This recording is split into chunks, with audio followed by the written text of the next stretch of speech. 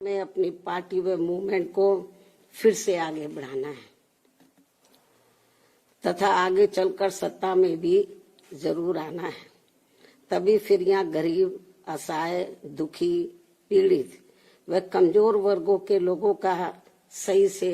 भला हो सकता है। और अब तो इनके प्रति जातिवादी मानसिकता रखने वाली पार्टियों के साथ साथ जातिवादी मीडिया भी, जिसमें सोशल मीडिया भी शामिल है, ये भी नहीं चाहता है कि यहाँ के खासकर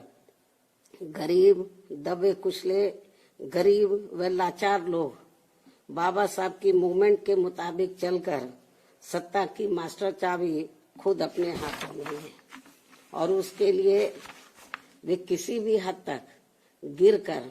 अपना गंदा व घिनौना आदि खेल खेलते रहते हैं। इसलिए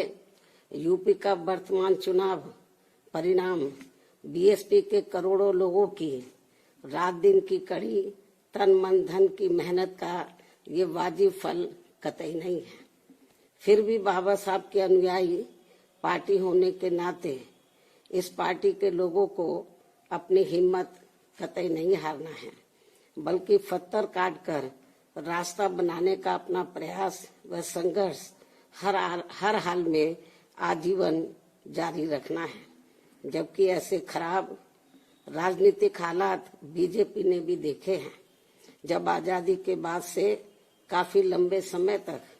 देश में राज करने का मौका यहाँ की जनता ने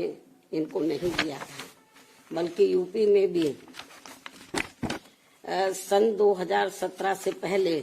भाजपा की स्थिति यहाँ कोई खास अच्छी नहीं थी। और अब इसी प्रकार कांग्रेस पार्टी भी लगभग उसी हालत से गुजर रही है जिस खराब हालत से पहले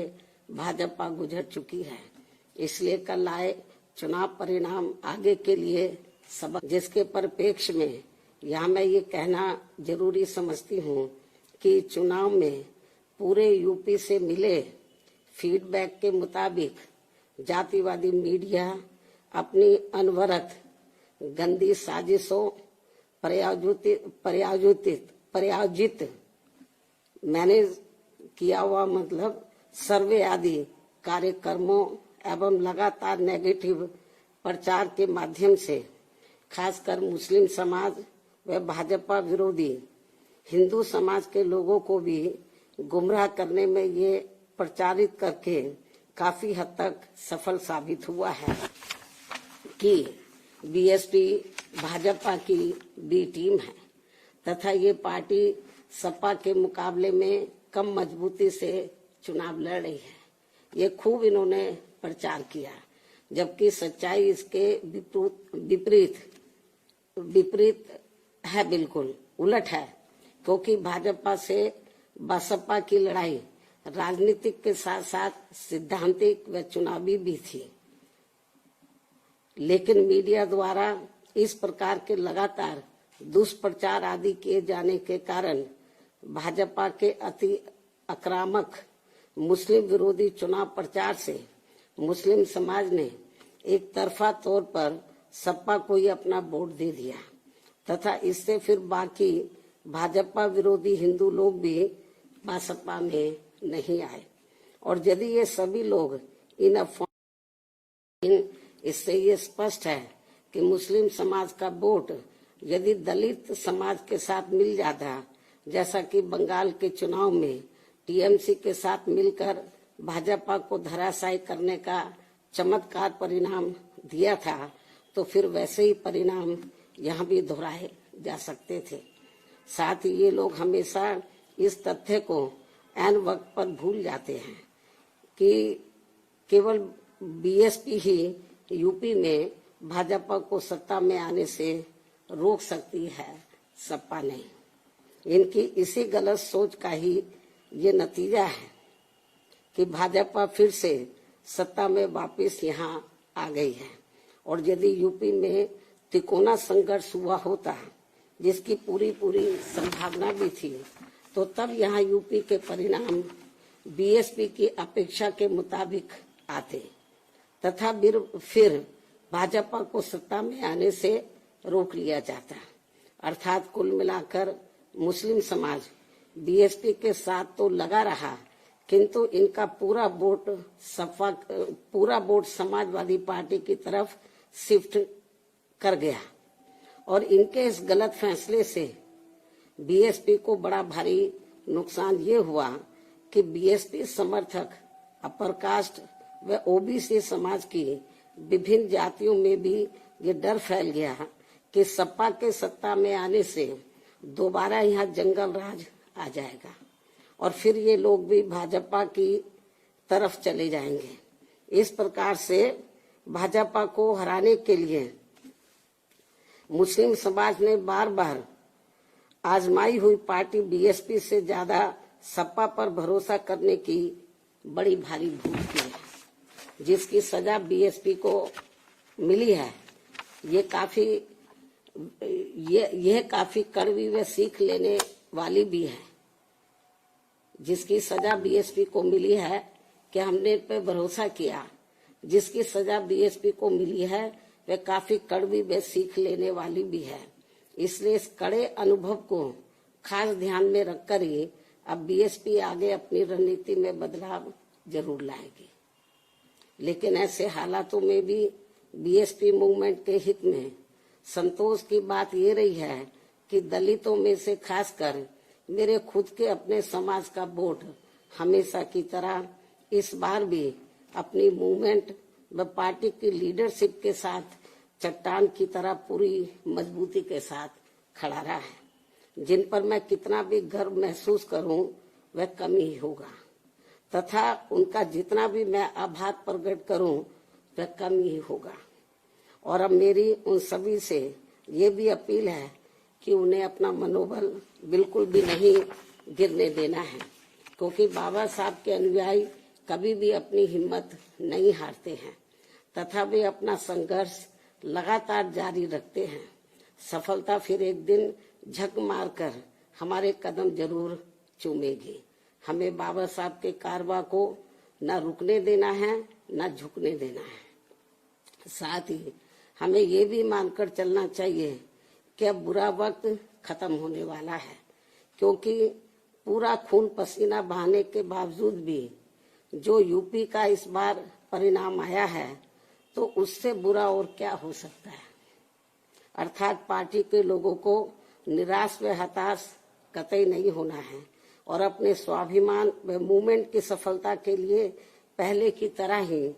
पूरे जी जान से पार्टी के कार्य में लगे रहना है।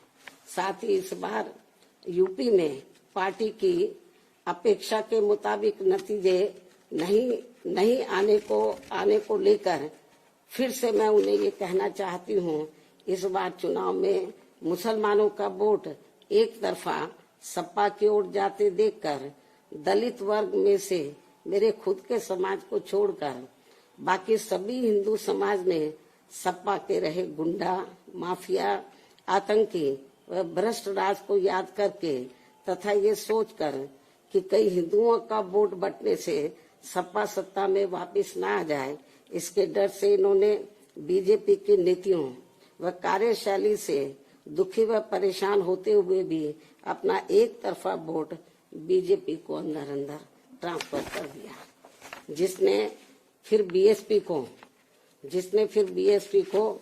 सन 1977 में कांग्रेस पार्टी की हुई स्थिति की तरह यहाँ चुनाव में लाकर खड़ा कर दिया है। हालांकि इसके बाद फिर अगले हुए चुनाव में कांग्रेस पार्टी पूर्व की तरह यूपी सहित देश के अन्य राज्यों में भी पुनः सत्ता में वापस आ गई थी। कहने का तात्पर्य ये है कि राजनीति में कभी कभी वर्तमान की तरह ऐसे उतार चढ़ाव भी आते हैं जिससे अपनी पार्टी के लोगों को भी दुखी होकर शांत बैठने की बजाय या इधर उधर भटकने की बजाय बल्कि ऐसी बदली हुई परिस्थितियों का भी मुकाबला करने के लिए अपनी वर्तमान रणनीति में परिवर्तन करके आगे बढ़ना होगा। और इसके लिए बाबा साहब के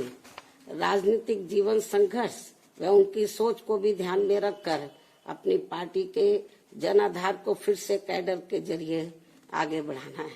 साथ ही इस मामले में हमें ये भी याद रखकर आगे बढ़ना है कि कांग्रेस ने बाबा साहब को अपने रास्ते का रोड़ा मानकर इनको सीधे चुनाव में कामयाब नहीं होने दिया था,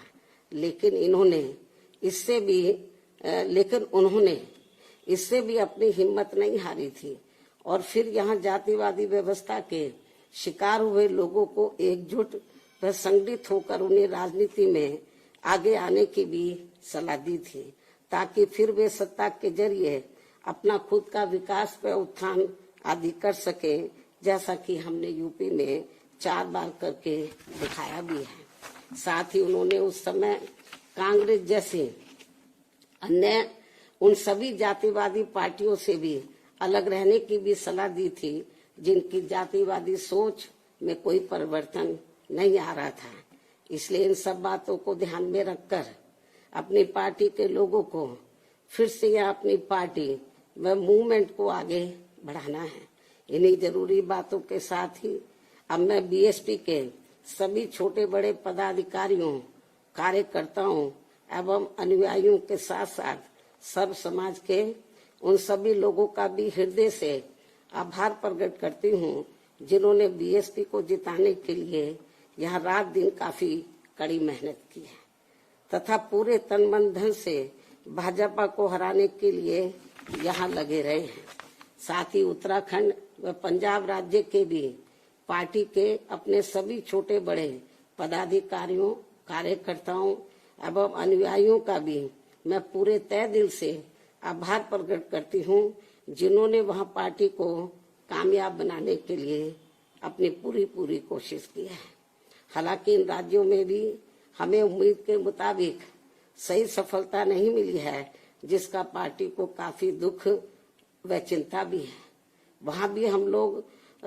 वर्तमान जो राजनीतिक हालात चल रहे हैं, तो उसको ध्यान में रखकर हम लोग आगे की रणनीति बनाकर अपनी पार्टी और मूवमेंट को आगे बढ़ाएंगे। और अब मैं इन्हीं जरूरी बातों के साथ ही अब मैं अपनी बात यही समाप्त करती हूँ। धन्यवाद। जय भीम व जय भारत।